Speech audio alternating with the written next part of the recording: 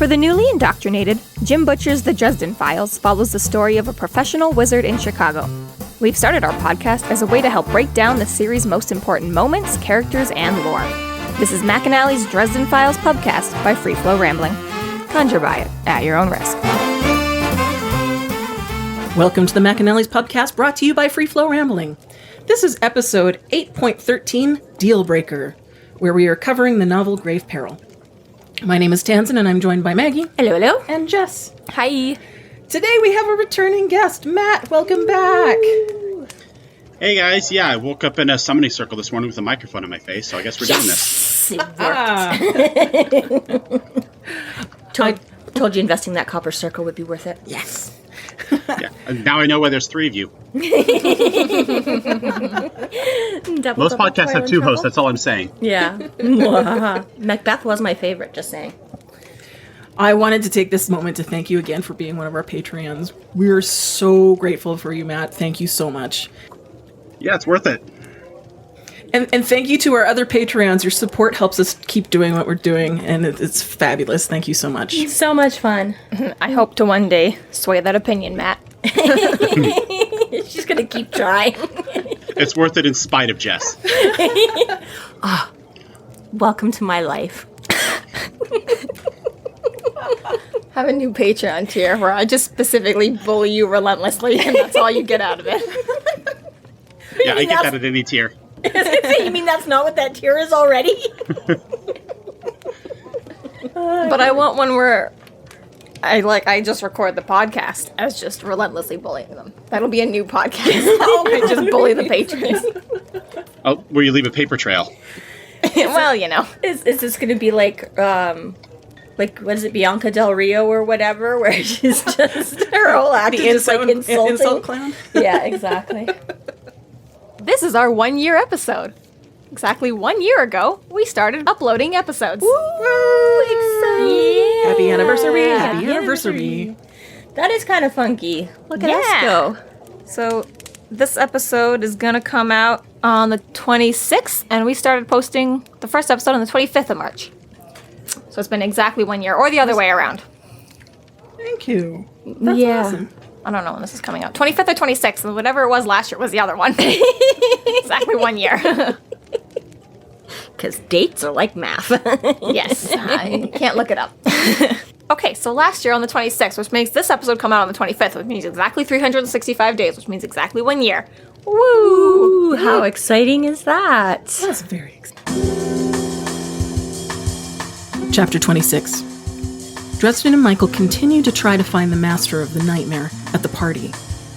The two question a Roman centurion, only to find out that he's a powerful dragon.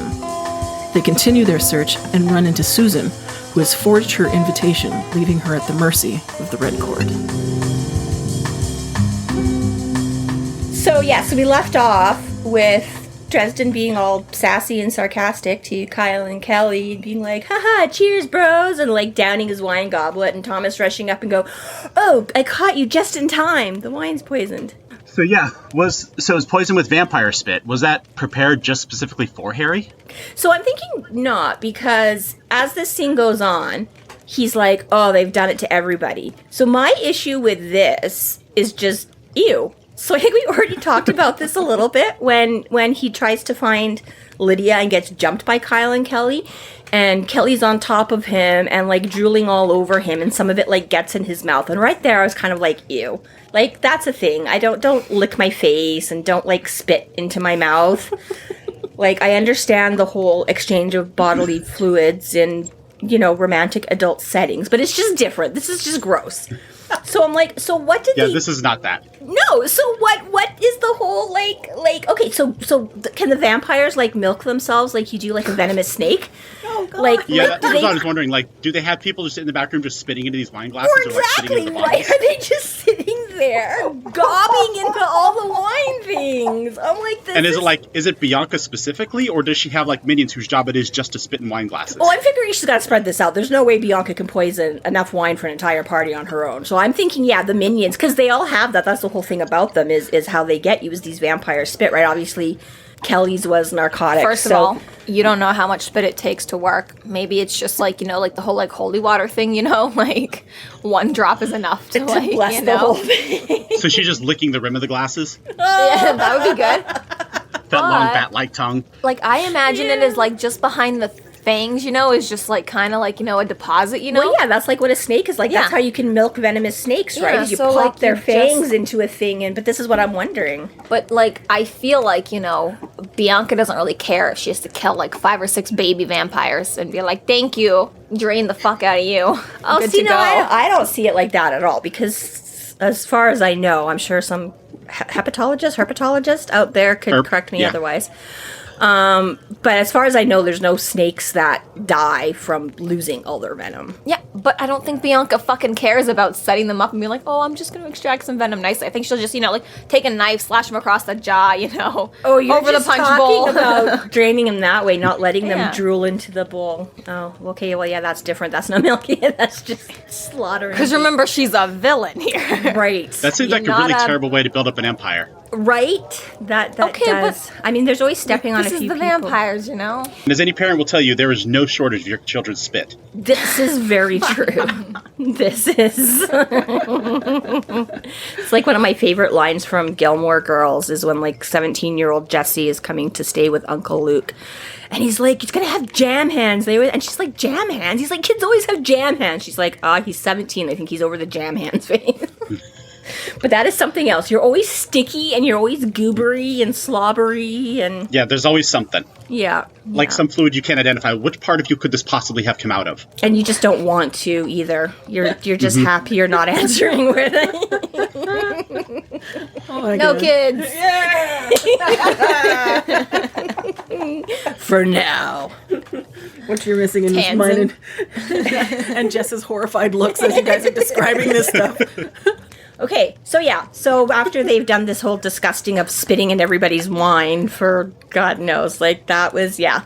So this part's just gross. So Harry does something else gross. So Harry sticks his finger down his throat to make him fine. I get that. Get the drugs out of your system, all that. But you can't take anything to rinse your mouth. Like, that's one of the worst things. Like, fine, if you have to vomit, you have to vomit. But the first thing you want to do once you vomit is rinse your mouth out. And at least even if you can't, like, brush your teeth and, like, clean your mouth.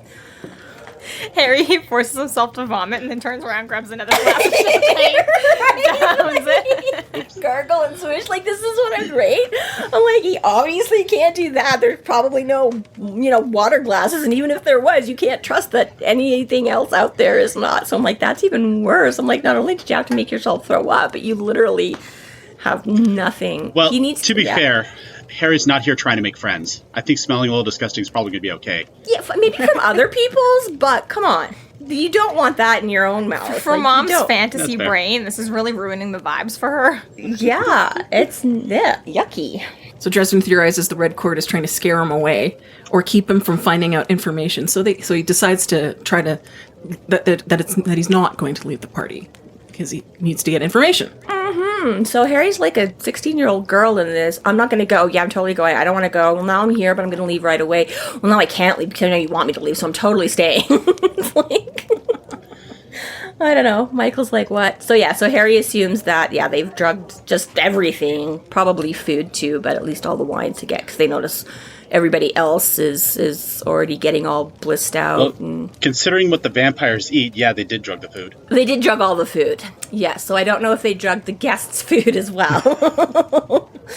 But, yeah, so he's like, so Michael's like, you said they couldn't do anything this overt and the whole laws of hospitality. And he's like, they don't want me dead, or because they couldn't just do that. So they're just trying to exactly prevent me from finding out or doing something. And they're like, and so who's it, Thomas? He's like, okay, but why would they invite you if they didn't want you to come? And Harry's like, well, typically, like I said, they had to invite me to have, protocol and everything like that, invite the White Council, and I'm the only one really of rank here. But much as Harry had said initially when Kyle and Kelly showed up, he's like, fuck you, I'm not coming, and they figured that would be it. So I do like that one line where he's like, so they invited you, but they didn't think you'd actually come. He's like, yeah, you stinker. It's like, this old world logic always makes me dizzy with the fairies too. It's like, okay, here's all the rules we have to abide by, but we're not going to actually abide by them. We'll abide by the letter of the law, and never the I always spirit. get confused. I know, it really does. And like you say, we argued this earlier when they showed up to deliver the invite, and Susan's like, well, they can't do anything. They promised you'd be safe or whatever, right? And Harry is like, yeah, but, like, it protects you, but it doesn't really, like, you really, really do have to know the nuances of this stuff. And I don't even know how Harry picked up half of it, to be honest, because again, Harry's not that old.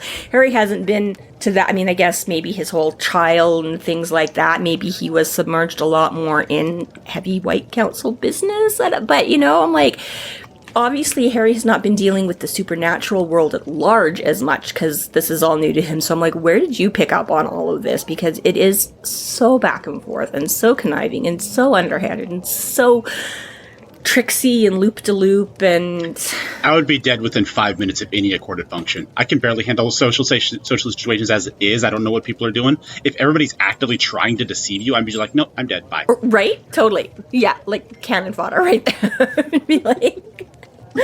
Oh, but they said they were... I trusted them. Why did you do that? I don't know. I don't know. And I'd stick my foot in my mouth right off the bat, too, because I'd try to be, like, funny and sassy and snarky, and it would just... I'd insult the first person I met, and, yeah, wouldn't have the raw power or whatever that Harry has to get away with it, or knowing which, you know? But I'm like, yeah, I would have walked up to, you know, Faravax or something, he just would have squished me right on the spot. It's like, yeah. I'm like, okay, well, never mind. So I gotta say, I love the interaction between Thomas and Dresden. It's so fabulous. Like their chemistry right from the start is just gorgeous, just gorgeous. Right? I love this. Has anyone told you, Mr. Dresden, that you were a thoroughly annoying man? That made me grin. To which he rolled his eyes. I know. Grin with those big fake plastic vampire teeth. Yeah. Right? And it's like, you know, that is just. I mean, honestly, I feel this because I have a coworker who I was friends with. That wore big plastic teeth? That did not wear big plastic teeth, but if I could get, like, a shut up out of her on any given day, I knew I had, you know, done my job. That was her affectionate, like, you drive me crazy. That, you know, it'd be some, like, tidbit or weird little bit of trivia fact or something like that. And she would just be like, shut up, Maggie. And I'd be like, yes! I aim for that with my wife every day. Yeah, right? That was like, I love you. Yeah, like, if I can get a shut the fuck up, I've done my job. Right? Exactly. So I feel this moment so much. He's like, you're so annoying. And Dresden just like grinning at him. He's like, oh, fuck. Like, yeah, you would. So yeah, so he's talking about all this, and Thomas is kind of like, what are you talking about? Like, whose plot to do? And they're all like, just never mind. None of your business. And he's like, shut down. Fine, fuck you. Like, so yeah, so basically he's like, hey, whatever, you guys have fun, and like they go to mingle. Pieces out again or whatever, yeah. So Michael and Harry continue to narrow down who might be controlling the nightmare with the remaining guests of the party. Mm-hmm. They figure that the red vampires will be controlled by Bianca, so probably it's not going to be one of them. Mm-hmm. So they start as the man dressed as the Roman centurion. Mm-hmm. Harry introduces himself, and the man uses his name against Dresden like a backhand. Yeah, I was gonna say I like the little end interaction there too when Thomas wanders off though, and and Harry's just kind of like, he's like, nice guy, and he's like, for a vampire, he's like, don't trust him, Harry, though, like something's off. He's like, Michael's like, there's something I don't like, and Harry's like, oh, I like him, it's I don't trust him. But he's all like, yeah, I know. That's the theme of the books, honestly. Right? Yes. That comes up over and over. You're right. There was a lot of that. There's a lot of great people and like frenemies and things like that. Like even Marcone. He's a terrible, horrible person. You're like, Harry, no. But at the same time, I'm like, I love Marcone. Like the character's done so well. So yeah, here's another one where, it's like, it just sums it up quite perfectly. He's like, I like him. He's like, I don't trust him, but damn, I like him. Like, yeah, you guys vibe very well. So yeah, so then they wander off. And then he sees this Roman centurion who, according to his own words, is wearing an authentic Roman centurion outfit. Uh-huh. Like, is the material he's wearing thousands of years old?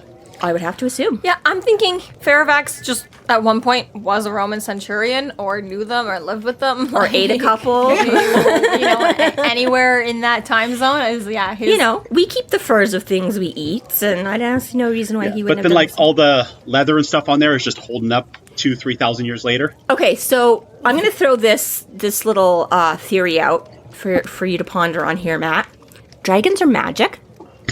So, if he can preserve himself for a few centuries, I'm going to think he's got some super fancy Scotch guard somewhere along the way or something. Magic preservation hoard. I was just thinking you would condition the leather every now and then, but See, whatever it takes. that's a That's little practical. I just feel like eventually it wears through. Like a little dragon even entropy wins out in the end. Yeah, I would say. Well, see, this is where I'd say if it wasn't simply taking care of it, I'm sure he's got a little stasis hope chest or something like that he can. Well, okay, what deteriorates leather? Is it oxygen? Existence. Is it nitrogen? Is it Friction. CO2? Friction from wearing it. Well, I'm sure he's not wearing it every single day. Running around in his little centurion skirt. I'm just like, maybe the Never Never doesn't have the same, oil breakdown going on as, I was just we going to have. say, they do mention him coming into this reality and things like that. So it is very possible that wherever he exists on the whole, yes, as you just said, may have very different effects, or as the case may be, non-effects on... Different reality? I don't Is know. Faravax just like time jumping whatever he wants to? He just picked it up yesterday.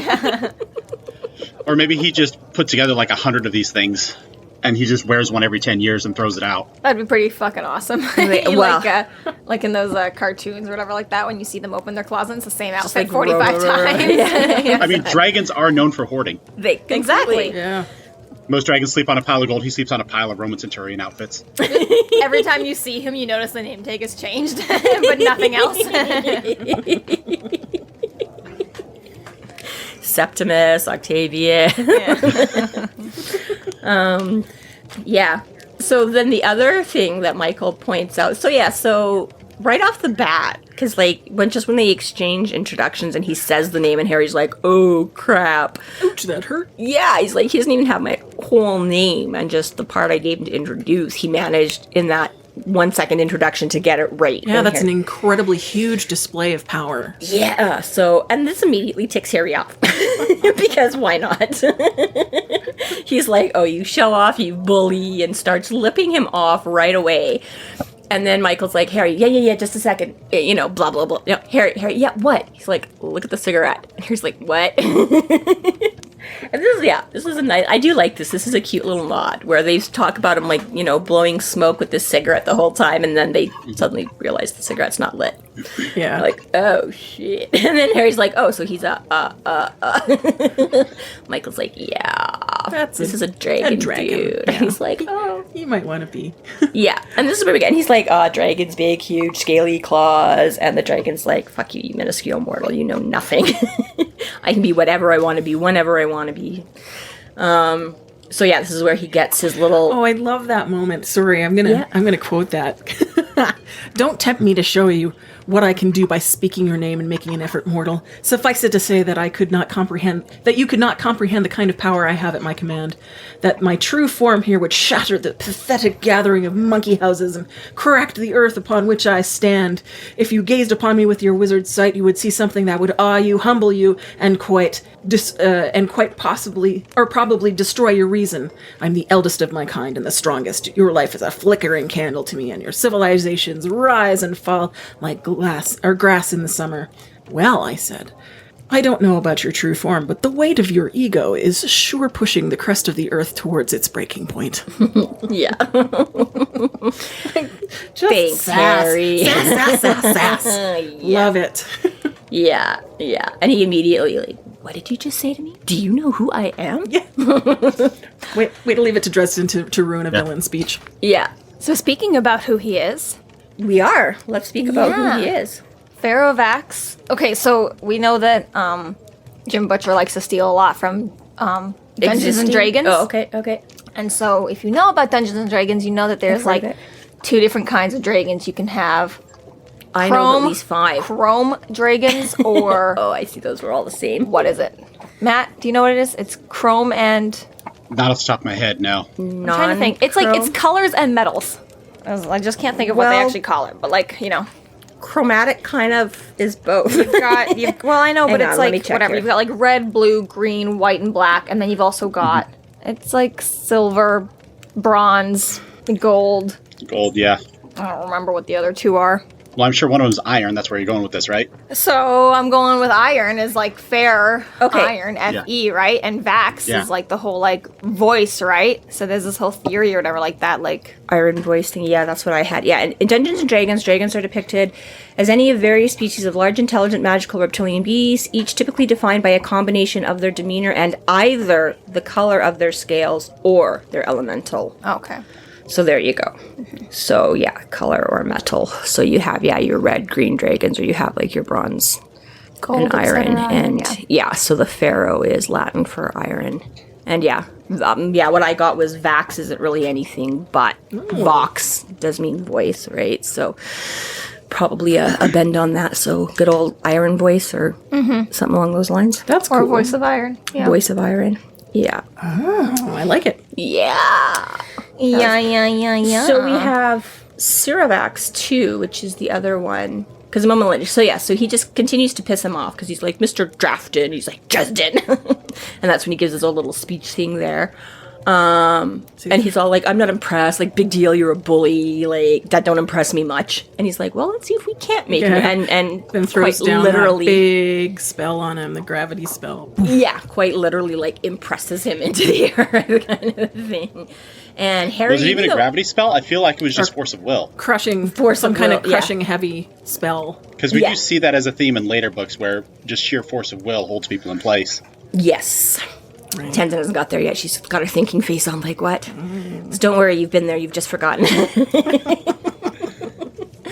But yes, that is a thing, as he comes up with stronger beings that, like the whole will and stuff like that is how he throws his magic around, but he uses the magic and he uses, the blasting rod and the staff and the ring and the things to help, project and focus. And so, beings that can do that without any of the fancy gadgetry that can just will you to whatever is, just another step on. This guy does it so easily, and so doesn't even just like knock him down. It's not even like he punched him in the face or something, but he just like flattens him to the ground, and Harry can't get up. Despite expecting it, Harry's just a beat behind and was ready but not ready for it.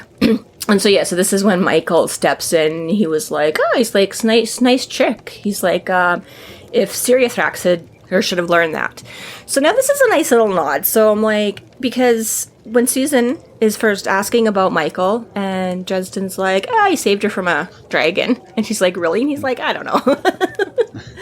But I do like how they just casually dropped that Michael killed a dragon, and we just never mentioned it again for like 10 more books. Yeah, exactly. You're like, did it happen? Did it really? Is that how we met? And then exactly. He mentions it here. And again, just as an aside, like he's pushing Pharaoh's buttons too, but in a different, more respectful, I don't know, just not as blatant or brash or whatever that Harry pissed him off. A bit more subtle, like, hey, I killed your brother one time. Yeah, which nice weather we're having. would be also a pretty big, but for whatever reason, Fairfax doesn't immediately squish him. Maybe that's just, again, the privilege of being Michael and one of the, avenging weapons of the Lord, or I was going to say angel, but Michael's not an angel, but... Pharaoh definitely backs off once he said that. Well, it distracts him at least enough for Harry to get a spell to... Yeah, it kind of shakes him, and so, like you say, we just get this very casual... So, again, is this the same dragon that he met, Jerry? Is this some other random? Are there more? Like, is this the only dragon? Because he's obviously more comfortable and more knowledgeable in the fact is, he's sort of pointing this out and nudging Harry in the right direction right away, right? And he's basically the one that clued in Harry here that this is a dragon, and but it's definitely an interesting little, and then he's like, his attention sharpens, but it's no longer on Dresden. Now it's on Michael. So he's like, oh, you're the one. He's like, I thought you'd be taller. I just always think of, I don't know if it obviously it extends from other places anytime I hear that, I'm always like Roadhouse with Patrick Swayze and Sam Elliott. It's like a terrible, horrible, like B, C, D list movie, but for some reason it just holds a dear little place. It's a cult classic, yeah. Yeah, cult classic, yeah, exactly, it is. And that's the big thing is the gist of it is Patrick Swayze is this famous bouncer, basically, and gets sent to this, like, terribly horrible, violent little bar place. But everyone's line is, they take one look and be like, I thought you'd be taller. But he doesn't have to be, because he's Patrick Swayze and can still kick your ass without being. But yeah. I see. But again, I suppose that's effective from a dragon, but we've already established that Michael is like over 6 feet tall. Like he's around 6'4"-ish or something like that, I think. So I'm like, I don't know how much taller he wants him to be, but I guess if you're a dragon, tall is never tall enough. Maybe he expected Harry to be taller too, I don't know. He was literally expecting a 2-story giant. Yeah, exactly, right. I feel like he's met a few of those. He's probably squashed a few of those too, and it's just funny because again, he's not in his full epic dragonness either. I'm like, he's just a dude in a Roman centurion outfit. It's like, I thought you'd be taller. It's like, well, what are you, like 6 foot right now? Like, that seems to be enough to. It sounds like he loses his interest in that part where he's like, yeah, well, he wasn't really interested in Dresden, except that Dresden was being a snotty little uppity upstart. Sir Knight, I would advise you to be more humble in the face of your betters. He cast a disdainful glance at me, and you might want to consider a gag for this one until he can learn better manners. And then he disappears. Which is really not wrong for anybody in Harry's company. I think multiple of Harry's acquaintances have been told that he should have a gag. So, that's nothing new there. Manners do not maketh this man. Right. And I don't know if Faravax is just assuming that, because Michael is being humble though, like, because he's basically like, he's like, I wasn't anything personal, I wasn't proud of it. He's like, you should be more humble. I'm like, well, as far as I'm concerned, Michael was being pretty humble, but I'm like, I had that note too. I was like, that's his thing. I guess if this was my relative, colleague, brother, I'd maybe be pissed too. If you're like, it wasn't personal, I just had to kill him. No wonder he doesn't like Dresden if he's finding Michael to be. Yeah, right. So at this point, the pair notices the crowd is thinning out. They decide to question the man dressed as Hamlet next, and then Bianca. Mm-hmm. And as they're looking for Hamlet, they run into Susan, dressed as Little Red Riding Hood. Mm-hmm. Yeah, Susan. So this makes me feel like, so he's already pointed out, so he's like, so the guests are in costume, the food people are in black, and the vamps are in like red or whatever. This is basically how everybody, and so he just catches this flash of red and immediately goes on the alert, and it turns out to be Susan as Little Red Riding Hood. But I'm just reminded of, I had a sister one time that was looking into, how you can be like an extra for movies and things like that, and like background characters, and they're like, oh yeah, if you ever get called up to be, like, it doesn't really matter, like, wear your own clothes, but just don't ever wear like black, white, or red, because those are usually the things that are, those are the eye-catching things or whatever, and usually the stars and people are decked out, so just wear some other. And I'm like, it's like this. It's like, Susan, did you not read the memo? Like, you weren't supposed to wear red unless you're one of the vamps. Because when you're showing up uninvited to a party full of monsters, the one thing you want to do is draw attention to yourself. Right? And this is the next thing. So they get into that pretty quick, right? He's like, what are you doing here? And she's like, oh man. He's like, well, you didn't want to take me. I tried to call. And again, this goes back to, I totally get Susan's side of, this is when Harry was in the middle of trying to find the locator spell, or no, the demon, trying to track down the demon, and Michael's like, you got a phone call, and he's like, I'm a little busy. And so I'm like, I get, right? But at the same time, you're just like, Susan, what the hell is wrong with the please hold? Yeah, right? Like, I don't know, he's in the middle of tracking down a demon that tried to eat him in his dreams, Susan. Like, it's not like he wasn't legitimately busy with something. It's not like Michael didn't know it was, not like Michael doesn't, the first page of the book, Michael's like, so are you gonna marry her? So I'm pretty sure Michael, knows Susan is pretty involved and on the up and knows what's going on. Like, you couldn't be like, hey, he's in the middle of a dangerous spell. Like, what do you got? Can I help you? Like, I don't know.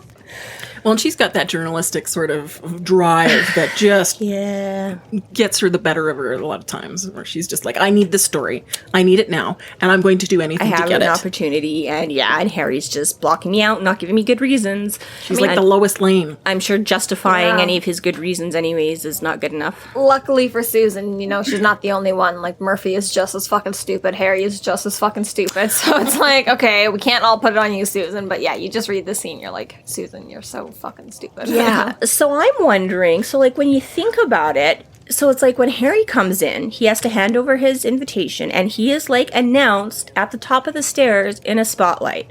Harry Dresden, Wizard of the White Council, and guest. Well, so either Susan arrived before him, because Harry obviously didn't see any such announcement. So what, did she just like, I got here before my escort? Like, did she just hand over the invitation? I'm Harry Dresden. Yeah, right? Like, good costume, right? Right. Okay, but like, the vampires are obviously not going to say no to that. Okay, there Yeah, was the no devil way to just have had it. her in. Harry sent his guest ahead without him. He's dumb.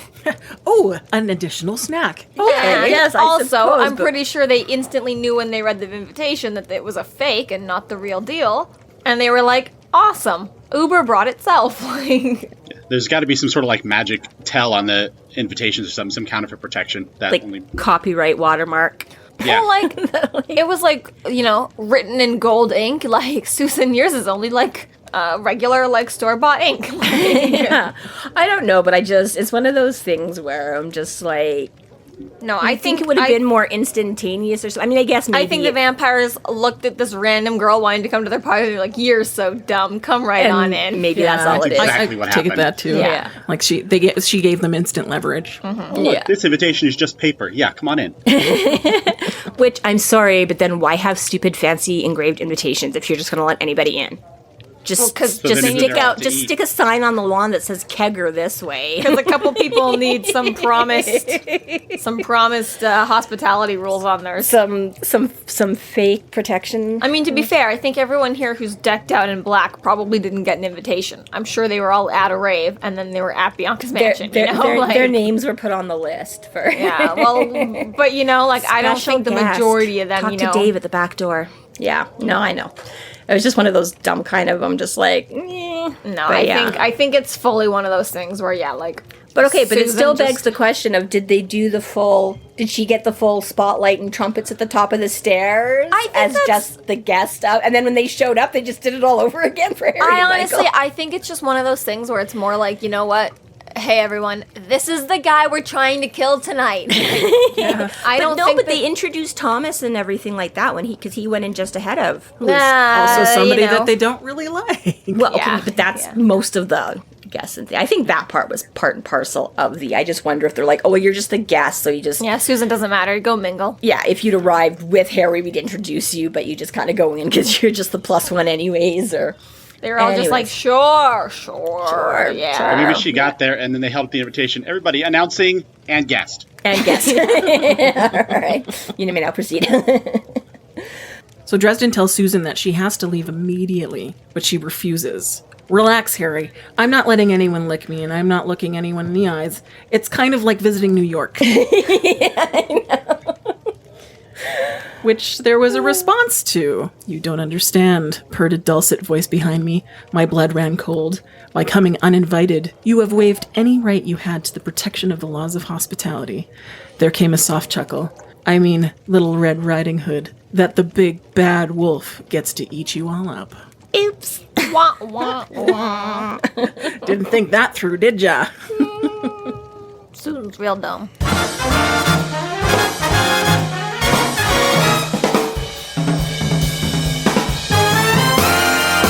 Thank you to our Patreon subscribers for your generous support. It's people like you who help us to do what we do. If you're not yet a Patreon subscriber, sign up today and get a fuck ton of bonus content, kick-ass merch, behind-the-scenes outtakes, and more. Sign up today at www.patreon.com/freeflowrambling.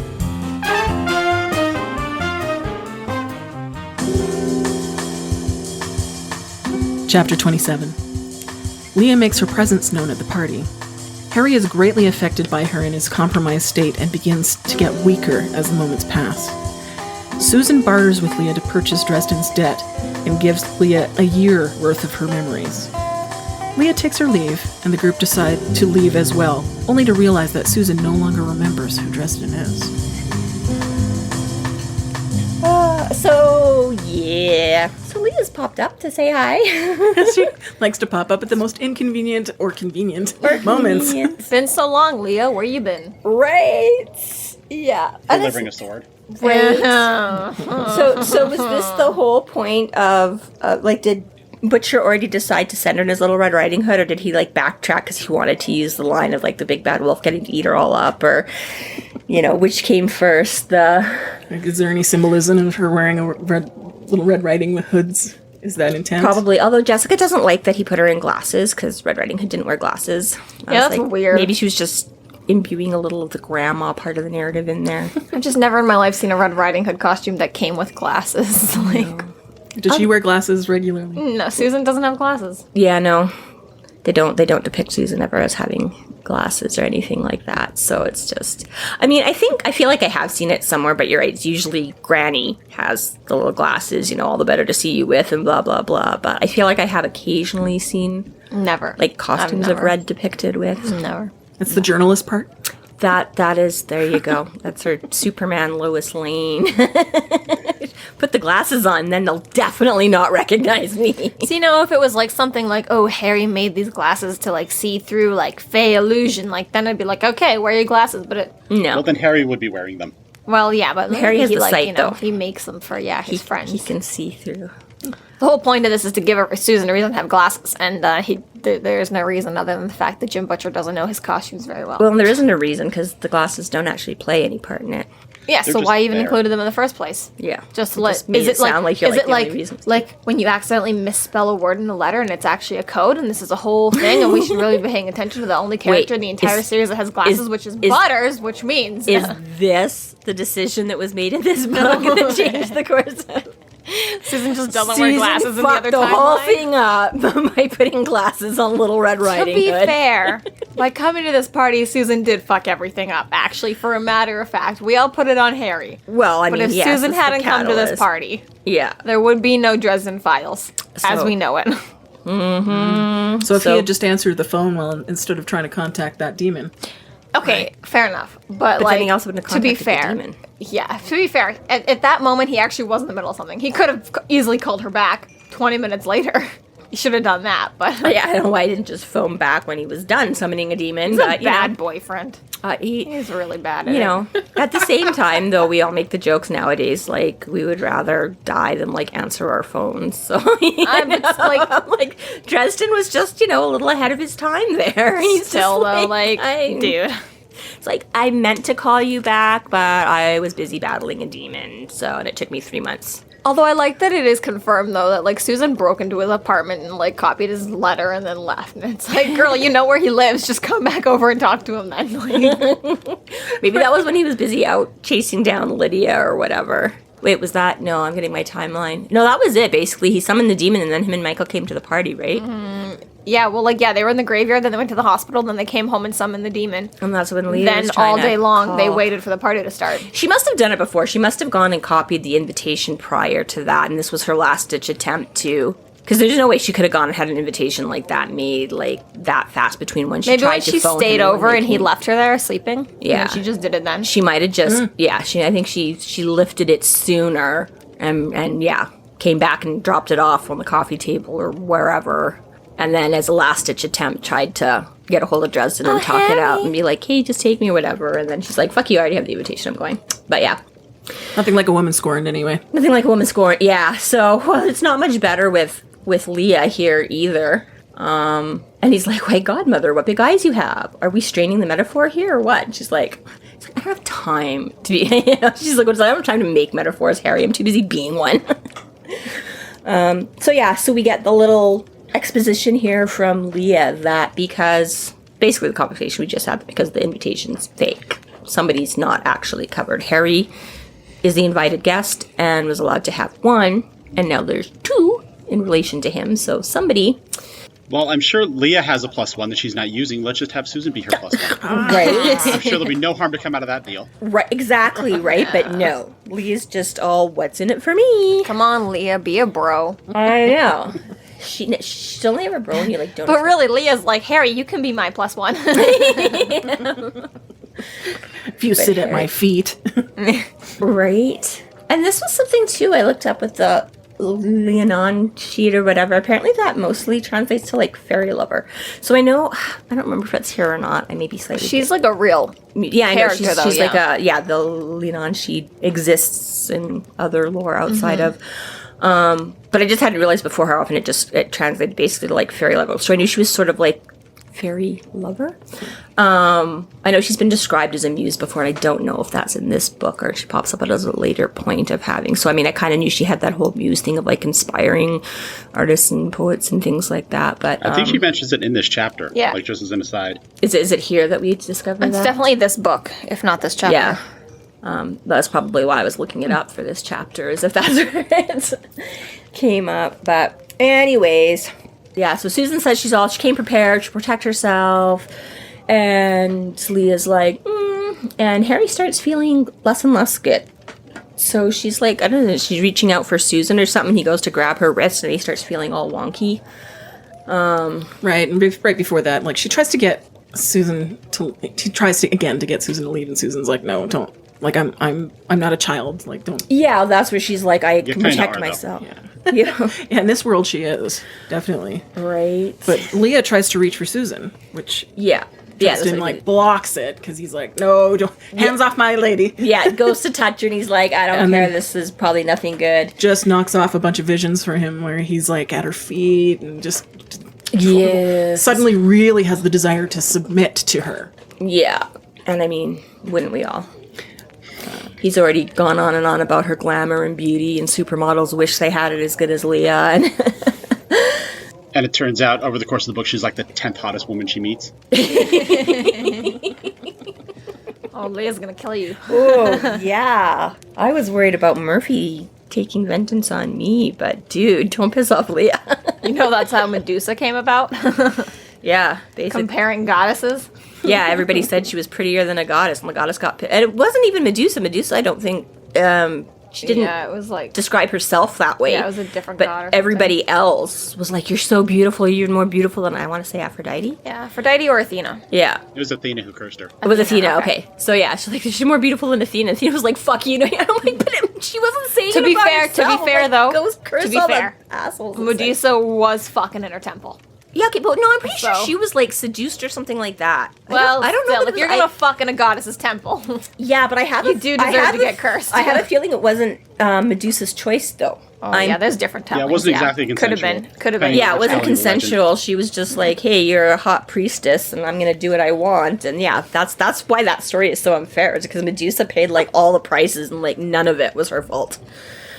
You couldn't, yeah. If she had even been the one to, yeah. Anyways, so moving right along. So yeah, so Harry's feeling all, so yeah, he's like getting all the warm, gooey feelings of being like, I can just go with Leah. I can just fulfill my debt, fulfill my promise. I'll be happy. No more of this other crap to deal about. The third time this book, Harry's like, God, I wish I could just give the fuck up. Right, give in to all this, and once again, his stupid, stubborn, dumbass brain will not let him succumb to all the magic and drugs and glamour. Right. He says, it's tough to say no to peace, to the comfort of it. All through history, people have traded wealth, children, land, and lives to buy it. But peace can't be bought, can it, Chief Prime Minister? The only ones offering to sell it away are the ones that want something more. They lie. And that snaps him out of it. Yeah. So yeah, Harry just can't be happy. I really like, though, that, like, you know, Leah's all like, Harry, like, it isn't good for you to be rejecting this deal. Like, your power's gonna grow weaker every time. And he's like, yeah, so less power for you to have when you finally get me. And, like, that's actually a pretty good defense on Harry's part. Like, if you already are condemned to this woman, you might as well slash your own power as much as you can before she gets it. Like, Right. it's almost like, you know, giving your own a death curse aimed at yourself. Like, all right, Which fine, Harry you would can do. have me, but I will be the worst version of myself. Yeah, if I can't have me, nobody else can either. So much as it is, and I'm like, I don't know. Again, this has to be, you know, fate or something like that, because I'm pretty sure most of us, especially when you start getting supernatural things like the vampire spit or Leah's, you know, I'm like, how does Harry's reason always manage to poke through in the end and drag him back out of it? Because he's a stubborn, stubborn bastard. Right. Well, again, right. I'm like, there's the, what is it? The Will? the deck is tipped in your favor. What the hell am I trying to- Deck is stacked. Thank you. That the deck The is scales are definitely tipped? Yes, thank you. Either one of those is what I was looking for. Yeah, the deck is stacked a little bit in his favor because, yeah, it seems like no matter what incredible odds, that still always Well, manages when you look to at a lifetime of so- pain and people trying to control you like he has, anytime somebody promises something good, he pretty much just assumes it's a lie. It pays to be the titular character as well. that too, right? Plot armor. Definitely. Although, to be fair, I mean, you know, there is changes. Yeah, so basically he suddenly starts feeling wonkier than just the effects of whatever vampire spit is still in his system. So basically he's not feeling so good. He's feeling weak, and he thinks Leah's pulled some trick or whatever on him because she's shown up to claim him again. And that's why. Because he's like, you shouldn't have any power or any sway over me in the mortal world. And she's like, I'm not doing this to you. Yeah, just being close to her is causing him to have this meltdown.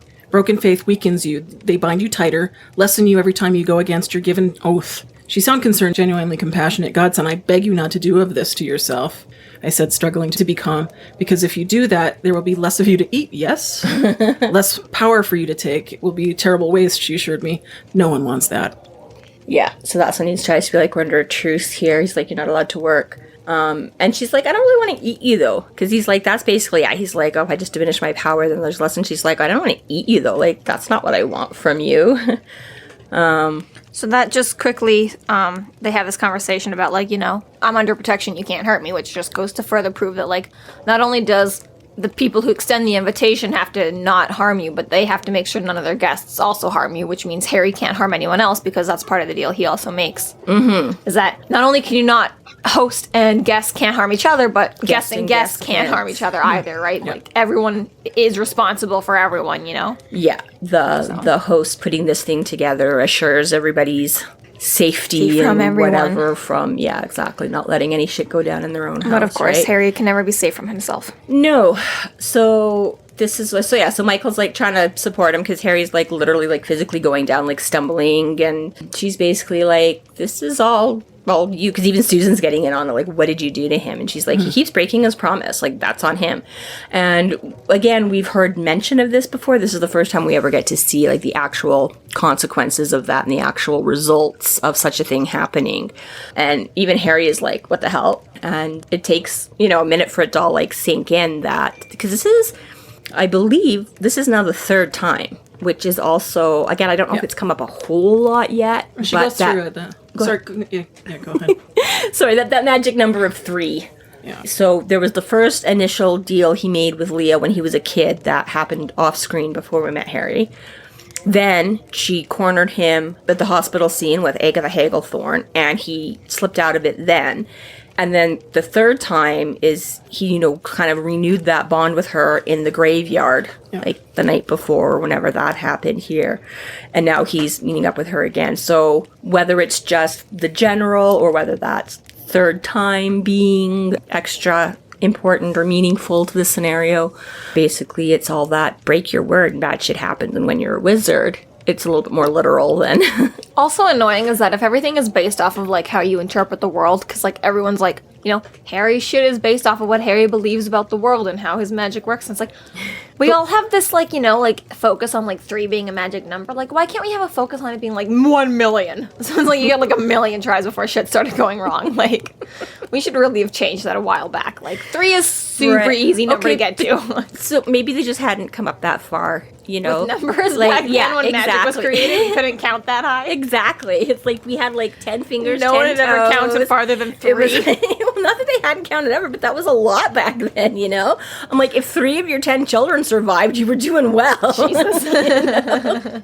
If you could hang on to 3 of your 4 limbs throughout a lifetime, you were... Because, I mean, really, that time losing a limb, and that isn't that the earliest mark of civilization was, like, a mended bone? Yeah. Because it meant that they didn't just abandon them. Healed and move on. femur? Yeah. It's like somebody actually fixed the bone and helped protect the weak and dying, and that was, like, the birth of civilization. I don't know. I don't know why 3 is... I'm just saying. I was like, if I was a big number of times to betray somebody in a row. Like, that's a lot. I like how Jessica's like, you should get away with it like 1 million times before anything should happen and you should start having to deal with consequences. I guess apparently Tansenn is also the moral compass of the industry. I just think if, like, you were a wizard, you'd have started... Like, Jessica's like, it just shouldn't be a thing. I'm like, I don't know, maybe they just weren't that smart yet. Tansenn's like, maybe you just don't do it. Listen. Just feel. If you were a wizard and you're aware that belief has power, I'd have started believing, like, wizards get 1 million chances, wizards get 1 million chances. I would have, like, indoctrinated myself to that point. Like, I'd gaslit myself as a child if that's what, like... You gotta know, from my understanding of the lore, wizards had quite a bit of power back then themselves, so like maybe they wanted to use that number 3 against other people who would break their word to them. Right. Yeah, fair enough. That is a little bit of the whole, Either back way, and well, forth. like you say, I'm like, whoever's getting the word broken against you, like you say, I suppose 3 is enough. Like, you know, Wizards like the original genie, like fool they're going me around. once, shame on you. Fool me twice. So we've given you up to 3 chances here, okay? Like, so regardless of how it all came about or whether Harry should believe it or not, the damage is done. So yeah, so he's had a bunch of power eaten by a demon wizard or demon spirit thing. He keeps breaking his word to Leah. He's been poisoned twice. Poisoned a couple of times. So Probably no real good sleep since he's been attacked. not a lot of good sleep since he tried to get the sleep and the and he's nightmare. fought this nightmare 3 times as well through Mickey Murphy, Malone, and Charity. Yeah, he's got a whole lot going on there. So, And on top of that, lost a sword, which I have to imagine the ever-pressing guilt of that would ruin my life. So yes. even if Harry doesn't feel anything, I just want to throw that on him. He should feel very well, and I'm sure he does. You know, whether torn he up can about it. forget about it for a few seconds at a time while he's busy dealing with other things. But yeah, as usual, Plus, his he's girlfriend not- stole his invitation off of his mantle, which is just right boundaries, girl. breach of trust right there. Now he's got to get her out of this party, and he's got to get him and Michael out of this party, and he's already met a dragon. Yeah, it's just not. He doesn't have a lot of gas in the tank to deal with this and figure out what's going on and do anything to stop it himself. And to be fair, a lot of times, before this and going ahead in the future, a lot of the times when he's been, like, out of gas, it's because he's been throwing around his own spells. This is, actively, people have taken his literal powers from him, which is a whole different ballgame, because it's one thing when you're the one who's getting rid of your powers on your own. This one is, well, not to say that, the whole Leah shit isn't his own fault as well, but... Yeah, but yes. To be fair, this is a little bit more of just, hacking off his limbs rather than... Right. Yes, he didn't just, overexerting use up his himself. own stuff or Quite a bit of whatever, loss of exactly. control, which It's- probably why he speaks so much in these few chapters about experiencing fear. That's one of the reoccurring things that I've noticed, and that he talks very clearly about being afraid. Being afraid, but also, as many times that we have Harry come down to this whole, should I give up? Is this too hard? What do I do? I find, through Grave Peril, I find that he just has this conversation a little bit more. I find in other books, he kind of only has, that one crisis of faith, And then he's like, okay, rally the troops, get better. But this one, on top of that constant fear, it's also constant doubt of himself, because it comes up so much in this book when he's like, fuck, just give up. Fuck, just give up. Well, Fuck, and just give I up. think And it's bro. I think because, again, this is more the culmination of things coming at him.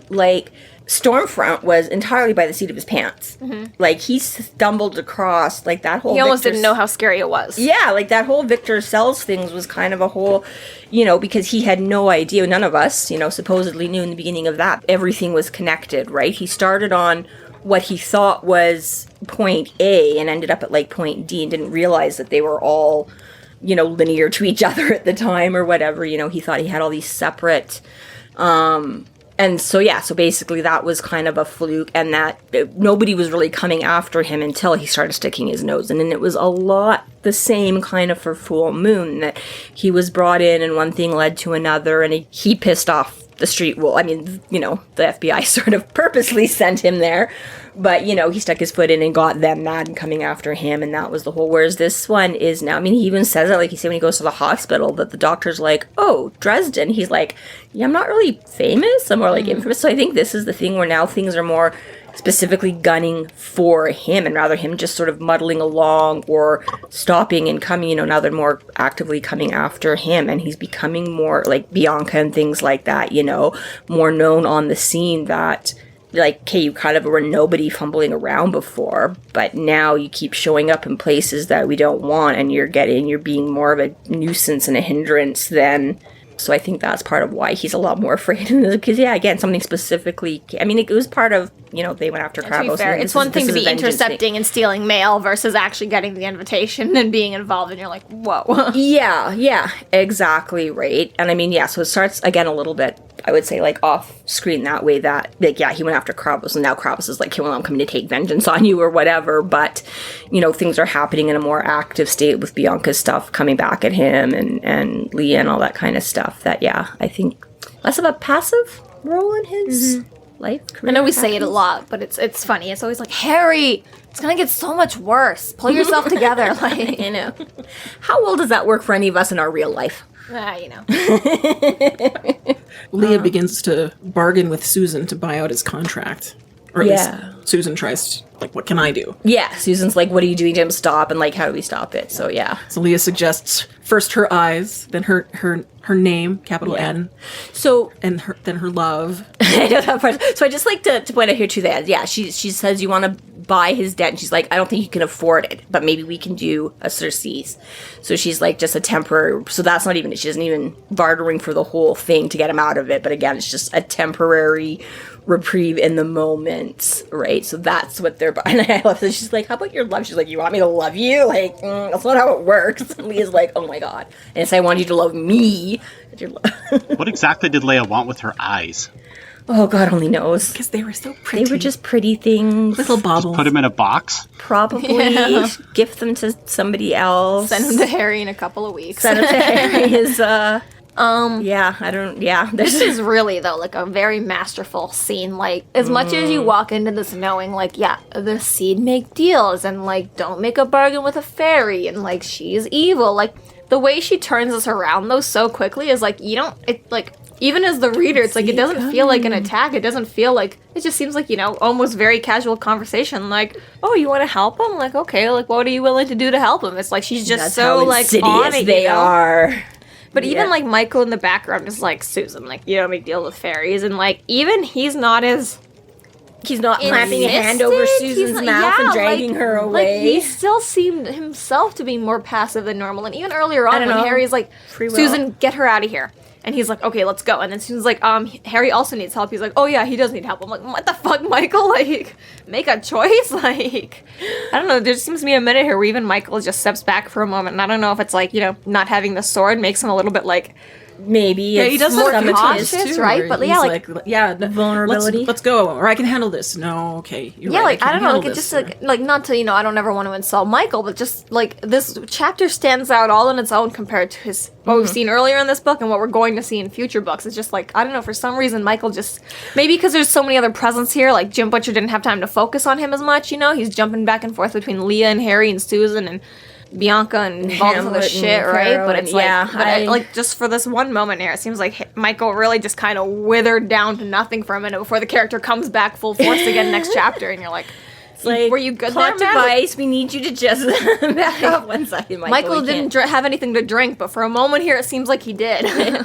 Well, and I mean, I can, like I say, with the Susan and Harry thing, right? He's like, oh, yeah, protect the women and children, you know, get her out of here. And then she's like, but Harry needs help, too. Like, they're gunning for him. And he's like, oh, shit, yeah, Harry, like, I came here for Harry's protection, too. And, I mean, I think that's a bit of a valid, because they're both different yet equally compelling, you know, and that's it, is that part of why Michael came as backup was on the chance of, like, they don't know about, you know, getting the sword back right away or whatever, but Harry's like, basically, come and help me, we might find a way to get it back eventually, blah, blah, blah, if we can But again, solve one this of other those shit things- that's going on, right?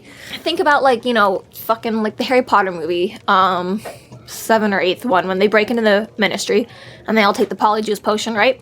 They chose 3 random employees, and then went in, and just so happened to be, like, other people approached them and started giving them, like, their real jobs, and they had to, like, break up to go do their real jobs, you know, to keep the thing, right? It's like, you don't know when you walk in there what's going to be thrown at you. You know, you've got to roll with the punches. So, you know, Michael coming across Susan should have been like, alley-oop, and walked out the door with her, you know? Like, sorry, Harry, but I came to help you. This is a way I can help you. Getting Susan the fuck out of here, you know? Like, I just feel like there's other moments where it's like, yeah, like, that's, like, you know, the whole, like, you know, God provides. Like, God had you come to this party so you could pick up Susan and walk out the door with her. Like, you know, like... But apparently not, because that's not directly what Well, he did. that's not what he did, so clearly not, yeah. But, you know, and same thing, like, yeah, he's warned. And I mean, with Leah, again, yeah, because he tells her, he's like, don't do the thing. And she's like, yeah, I know, don't. You know, because he's like, don't give her your name. And she's like, I know that. But I mean, again, this could be the whole free will. Like, Susan keeps saying, I'm a big girl, I can make my own decisions.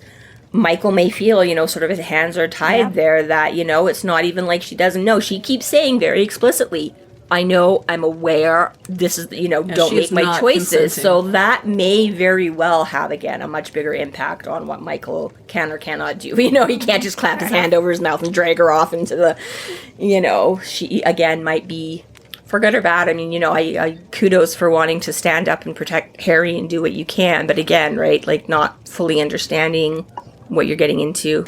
I don't like the part though where Susan's like, I don't have a lot of money. It's like, don't embarrass me saying, like, who just says that? I don't have a lot of money. It's like, do you want to save your boyfriend or not? Like, well, I think Leah's got a pretty good thing. She's like, what do I give a shit about money for? I know. Like, what is that? it's just Like, funny that's- though. It's like Susan's like, I'll do anything to not money. I don't have money. Like, put together a She doesn't think she does. I mean, GoFundMe. she's willing to offer what she has. She I know, but- basically, I think she's saying, I don't think it'll be enough if you're talking about buying, Still just seems funny. It's But like, yeah, girl. but yeah, it doesn't matter because Leah's like, that doesn't mean shit to me anyways. So So Susan eventually agrees to 1 year of her memories being lost to Leah.